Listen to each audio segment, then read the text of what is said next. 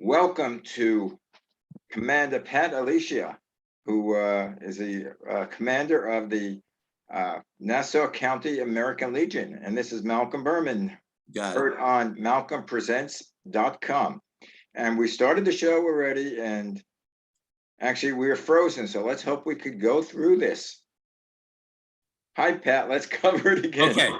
Okay. What I started to say is this Sunday we have a ceremony called Run for Heroes and also Gold Star Parents Day. And it's being sponsored by Assemblywoman Judy Griffin of the 21st District. And what she does is invites 4 or 5 different American Legion posts and 1 or 2 VFW centers to participate in a 5K run or walk to raise funds for the local post. And there are 5, the posts that are involved are as follows: Baldwin Post 246, Newport Post 342, Limbrook Post 335, Malvern Post 44, which is my home post, and Rockville Center Post 303. So those 5 posts try to generate runners and walkers. And there's a form that you fill out, and it's X amount of dollars for the adult, and I think it's $10 for children. And obviously, the more runners that we get, the more money in the long run for those 5 posts. Yeah. Okay? How many runners do you expect? Well, that's the point. We don't know for sure. We're hoping to get, between maybe 50 and 75, but when you get there Sunday morning, you kind of figure out where you're at that point. Do you have T-shirts? Yes, she has the T-shirts that she gives out to all the participants. And what we do is right before the event starts, the different posts that are being represented have their colors, and we line up on both sides of the road. And when the gun goes off, all the runners, run through the American Legion post colors, which is really very nice. And I know your veterans, they're a duck. Yeah, a lot. What's that? And a lot of the veterans, especially the vets who saw combat, they duck. Oh yeah, okay. Gunshots. Yeah, but and it's it's nice because you have, like I said, you have some children running, some high school students, some veterans from the post run, some walk in the race, and then what happens when it's finished? As they come in, the runners, there's a ceremony that takes place where the winners at all different levels get medals, and they may get some prizes. And it's just a fun day. And this year, I just wanted to add is that they're adding this Gold Star Parents Day, where we're going to honor the parents of Gold Star parents within those post and VFW centers. So that's something new. We have not done that before, but I think it's a nice gesture on her part, and it might create more people to come out, to support. Right. And do you have any literature on that, or where can the people listening to the show, where could they? Well, by the way, when is this? This is this Sunday, September 26th. Okay, so 9 a.m. And where is it? It's at the Baldwin Park in Baldwin. Baldwin Park, yeah, that's a good place for the Baldwin Park to be. Yes. Yeah. And and how could they find? Are you listed someplace that they could? Yeah, Nassau County. It's nassaucounty.org, and they might see the flyer there. Okay. Okay. And you said there were some other functions that you had. Yeah. So that's this Sunday, and hopefully the weather will be nice, and we'll get a good turnout, and a good day will be had by all. Okay. Now the next thing that we're doing, this is at the American Legion County level, and we do this every year. It's called the County Legislative Breakfast, and it's going to be hosted by Massapequa Post 1066 in Massapequa. And it will be held on Saturday, October 9th at 9:30 a.m. And our Pass County Commander, Andy Booth, is our chairperson for the activity. Mhm. And what happens is we send out letters to all the posts in the county.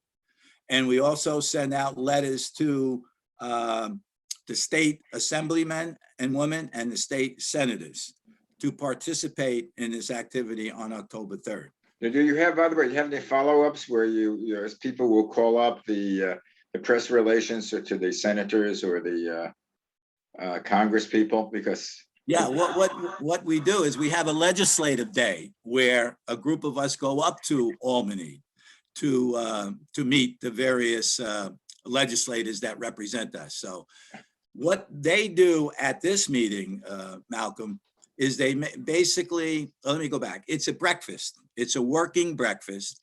And as we're having breakfast, the various assemblymen and senators who are there will make a short presentation, basically talking about what they're doing to support veterans in our area.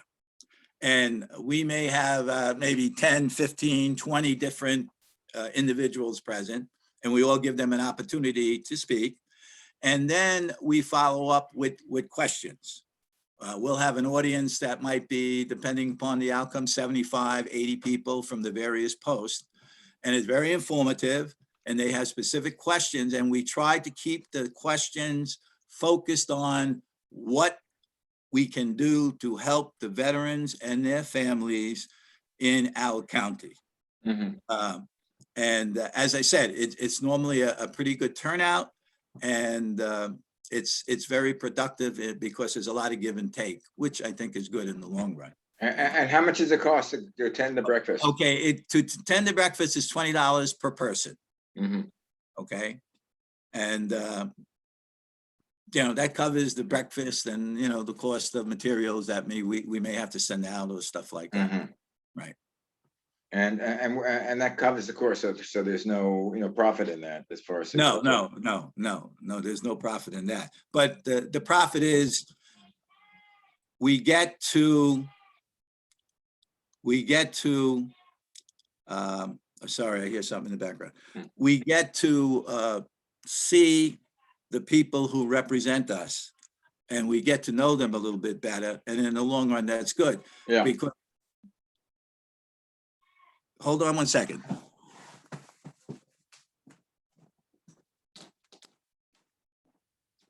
What's the matter? Why are you calling me?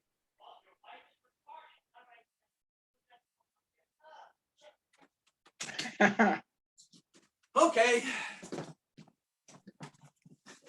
She forgot that I was on the podcast.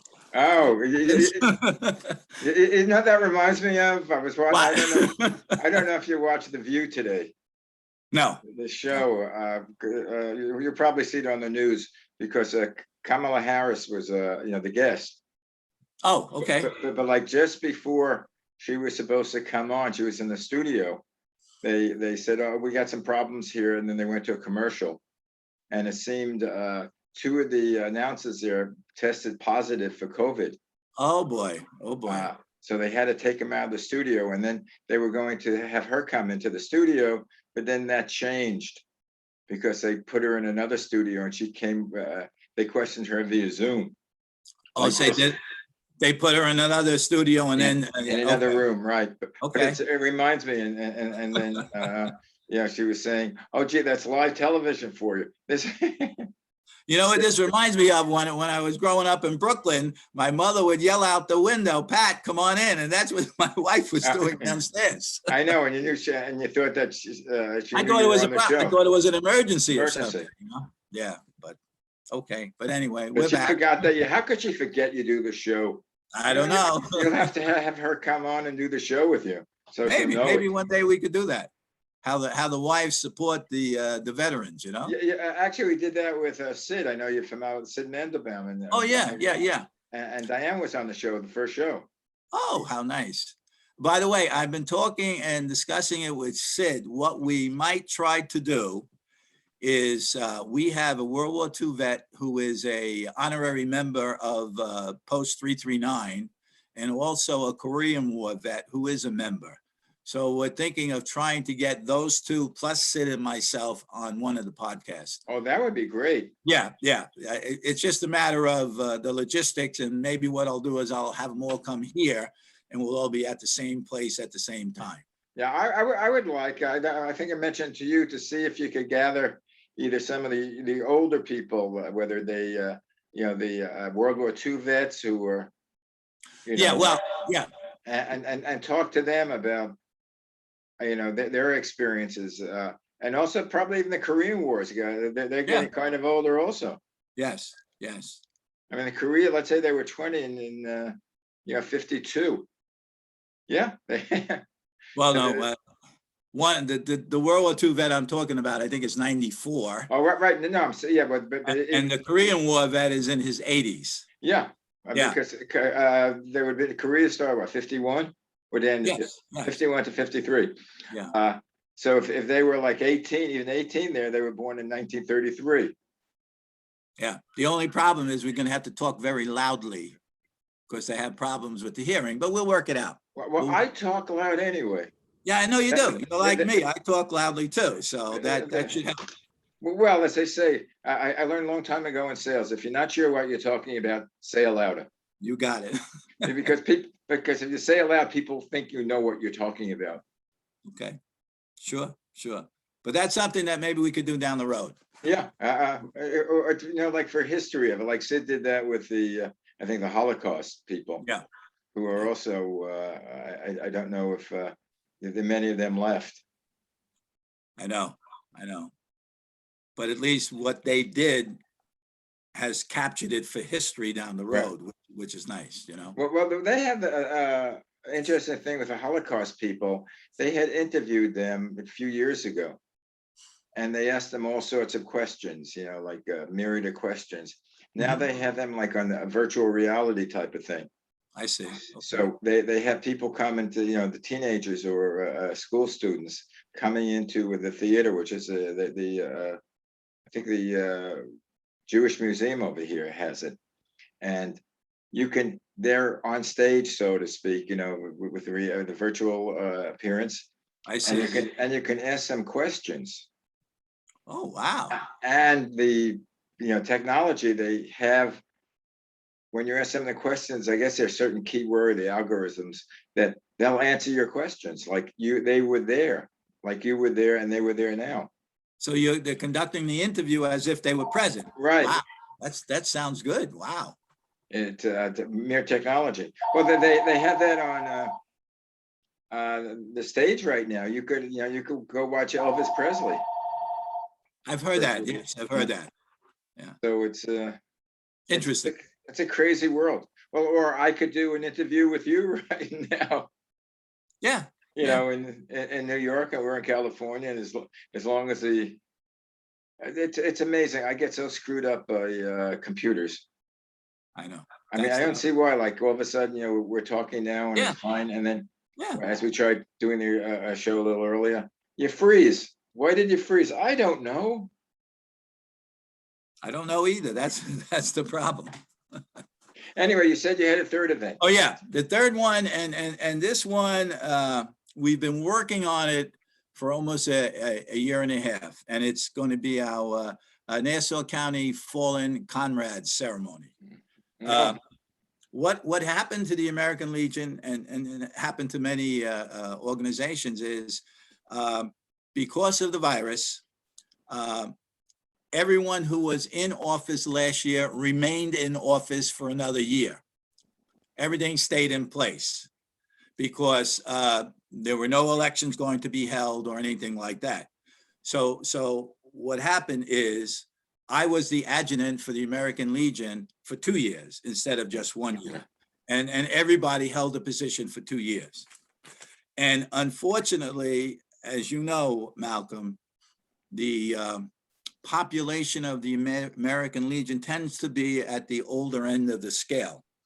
And it impacted, the COVID-19 virus impacted on the American Legion in a really significant way. Yeah, seniors are hit worse with it. Yes, exactly. They're more susceptible to it.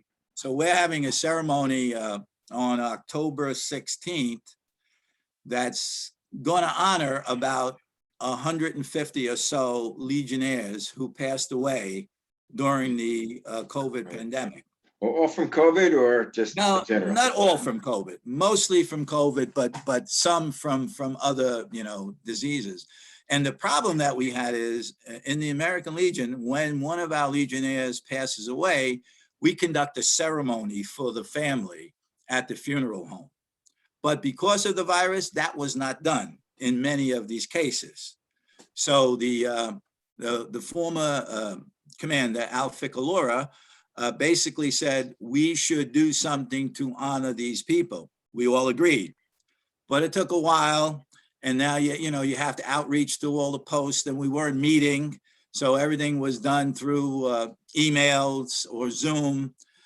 So it took us a while, but we finally got as much information together as we were going to get. So as of June 30th, we said that's it. That's the cutoff date. If a post hasn't applied to us, then they're not going to be included. So anyway, so we're ready to go on October 16th. And it's funny because there's a ceremony, and these ceremonies take place at Eisenhower Park in Garden City. It's a huge park, and we have a museum with many monuments dedicated to the American Legion, the auxiliary, Vietnam veterans, World War II veterans. If you ever come visiting, that's one of the places that I will definitely take you to. Yeah, I have to do that. It's well kept. So before our ceremony, we're going to have what they call a Wall of Honor ceremony, also at Eisenhower Park. And what that does is if you served in the armed forces, and as long as you have a DD-214 to show that you served, you could fill out a form, and your name and how you served would be placed on the Wall of Honor. For instance, I'm on the Wall of Honor. My father-in-law is on the Wall of Honor, his two sons. As long as you served honorably in the armed forces and had a DD-214, your name could go on this Wall of Honor. It's really, really well done. What is it, a plaque or? Yeah, well, it's a plaque on a wall, Yeah. and it's just names. For instance, it would say Pasquale Alesia, United States Army, New York Army National Guard, and that's all it would say, And it's a plaque on a wall, and Wouldn't put the year? I'm trying to think. I don't think we put the year on it. Actually, I think it might be, well, from my perspective, it'd be interesting to put the years, because I love, it's like when I go to cemeteries, when I look at the tombstones, I see the era, the older the cemetery, and I see, whether they died young, whether they died old, and it sort of like tells you a history. Sure. And I guess in the names also would probably tell you a history, to see like nationalities and as much as you can tell by the names. You could pick up a little on that. But anyway, that's me. So what we're doing is we're basically having a double ceremony. We're going to have this Wall of Honor ceremony at 10 a.m. And then we're going to go, once that's over with, to the Harry Chapin Lakeside Theater, which is adjacent to that museum I talked about. And we're basically inviting the families of all our fallen comrades. They're going to bring beach chairs or chairs. It's like a huge open area. And the way the ceremony will take place is we're going to invite the post commanders from each of the posts that are participating. And what they're going to do is they will have a list of names of the people who passed from their post. And they will have the opportunity to read each name. And after each reading, a bell is sounded. And we're going to go through the 30 or 30, it's about 30, 35 posts who are going to participate. And hopefully we will finally give honor to the people who should have had it over the last 2 years. Would it be like any gun salutes? Because generally, yes. We're going to have actually at the conclusion of the ceremony, we'll have the sounding of taps, and then we'll have a rifle squad volley. and it will culminate with the singing of God Bless America. So I think, you know, the family members will finally get the honor that they're due. And the Thunderbirds coming over? No, that we don't have control of. We might have some Legion riders there with their They're motorcycles, revving up their revving up motorcycles, which again, I always focus on the American Legion family, the American Legion Auxiliary, the Sons of the American Legion, and the Legion Riders. And hopefully all those people will be participating in this ceremony to honor our fallen comrades. Again, I'm a civilian, but when I hear taps, it is such a mournful sound. Yes. Well, I think that's what its purpose is, to kind of bring a little tear to your eye and to remember these people who went before us, you know. What did they in the camps when it's the good night call? They play taps in the evening. In the evening before you go to sleep. No. What do they play? They play something. They played something. I'm trying to remember what it's called. I know it's Reveille in the morning. Yeah, I can't think of it, but they do where they lower the flag and play something. I don't remember exactly what it is, but as I say, when I hear taps, you know, a tear comes to my eye. I don't think of anything in particular, but it's sort of like it's the end of the day. It's, you know, the soldiers dying. It's such a life. Yes. So you guys are busy this month, huh? Yes. Yeah. July and August, it was kind of a little slow, but now in September it has picked up and it will continue to pick up, you know. Are the fallen heroes, are they going to have a chance, their relatives, to say anything, or that's too much? No, that would be too much because of the numbers involved. You know, they will basically hear the name of their loved one and the sounding of the bell, but that or even they might, you know, when the loved one's called, you know, stand up. Oh, we could do that. Sure. That's an idea. So I'm thinking that they do that at the temple and in the synagogue. Oh, is that right? Yeah, it's sort of like you know, when people say Yisker, which is the prayer for the dead. And so that's an idea. As we're reading the name, we could ask the members of the family to stand. I will make a note of that. Or actually, they do that when I go to when you have the concerts, you know, like in Washington, and they're playing the songs, you know, Anchors Away. Yes.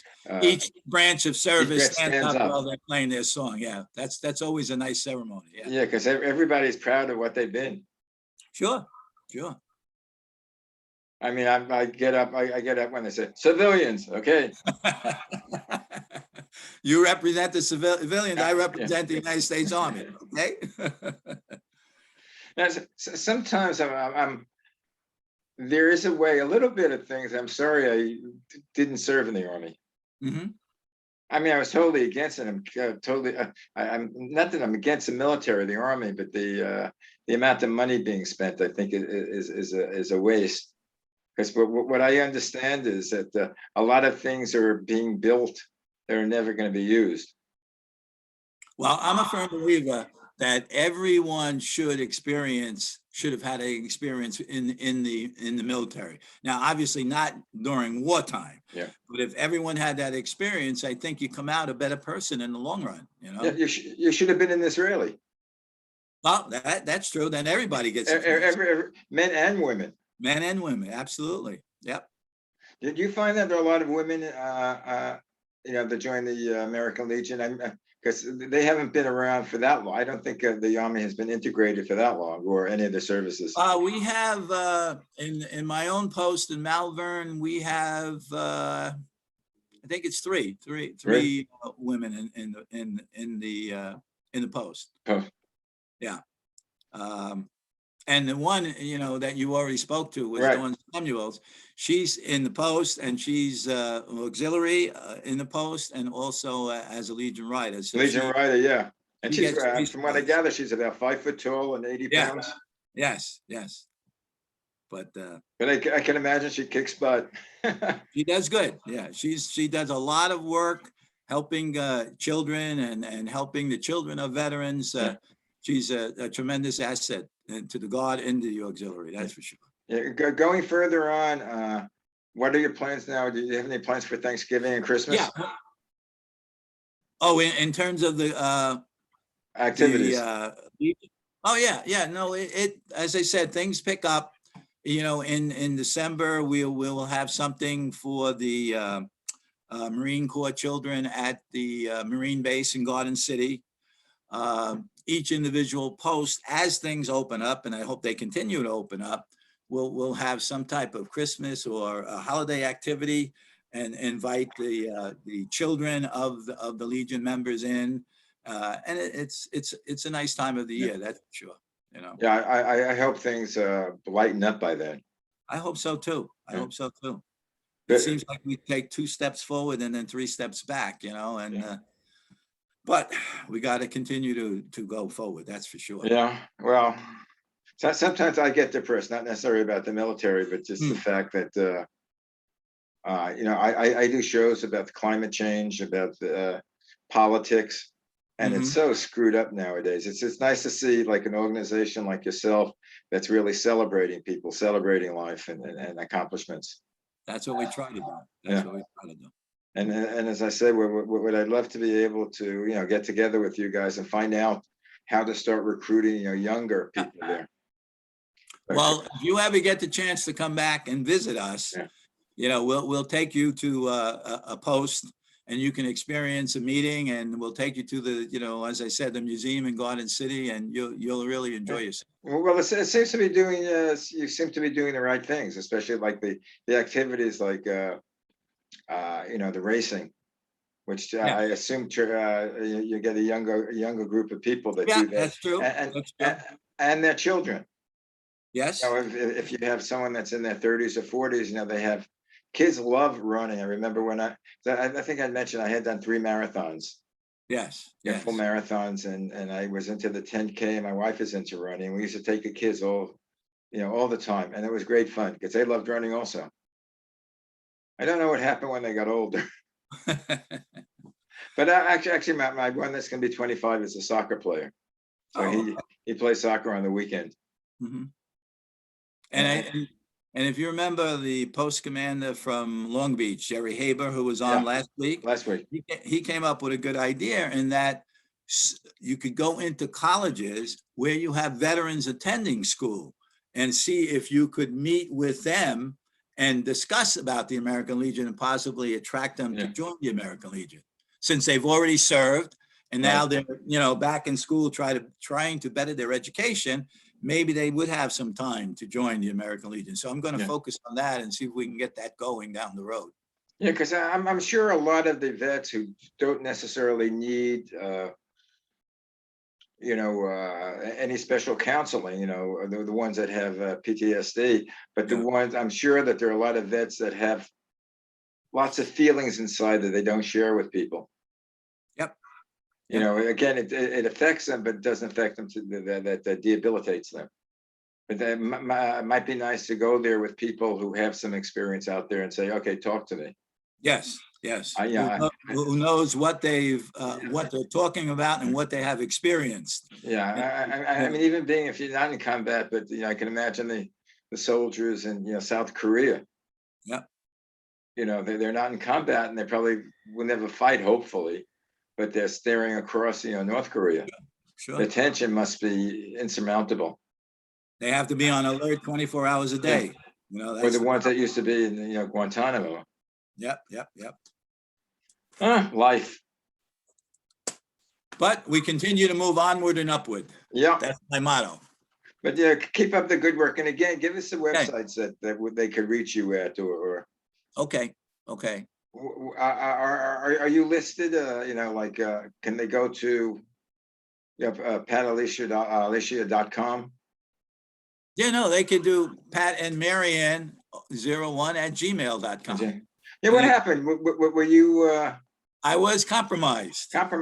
Yes, and couldn't get back into the same system because every time we tried to do it, they would ask for the last password that you remember, and the last pass ride that I remembered was not correct. So we went around in circles and circles, and then eventually I just came up with a new email. Yeah, well, generally what I find is you do that, they have, forgot password, you go over there, and then they send you some sort of code to, they email you or text you, and then you can do that and change your password. But a lot of the times it doesn't work. It doesn't work. And I had 3 or 4 different people trying to help me, and we got to that certain point, and it was always the same blockage, and we couldn't get in. And that's why I say, Jonathan, Joshua, help me out. Those are my 2 sons. Yeah, I hear you. In fact, I was talking to one of the ladies I do a show with. Sometimes I feel so helpless. Like I could read instructions, and the 1, 2, 3. It's easy to do. It's the 3, 4, which I don't know what the hell they're talking about, because they're using terminology that is, not common to people. It's common to computers. Yes. And then you try to call them up, and you find out they don't have any telephone system. All you can contact them is by email, internet, by email. Yeah. Yes, or they could chat, but the chat is almost like speaking to a robot, because you ask a certain questions, and they give you an answer that has absolutely no relation to what you asked. But anyway, crazy system. We shall survive. I remember when things were much simpler. when you have, even in television now, there's so many systems that we have in the TV that, you go the internet to Netflix to YouTube to. I never had that. No, when you and I grew up in Brooklyn, the world was a lot simpler, and it seemed like everybody did well, I think that's only us old people talking. The kids say, "What a great world this is! How could you?" Yeah, I know. You're right. How could you live in a world where you have to dial the phone? Anyway, Pat, it's been fun. Same here. We'll speak next week. You got it. Yeah, bye. Have a great weekend. You too. Bye-bye. Talk to you soon. Bye-bye.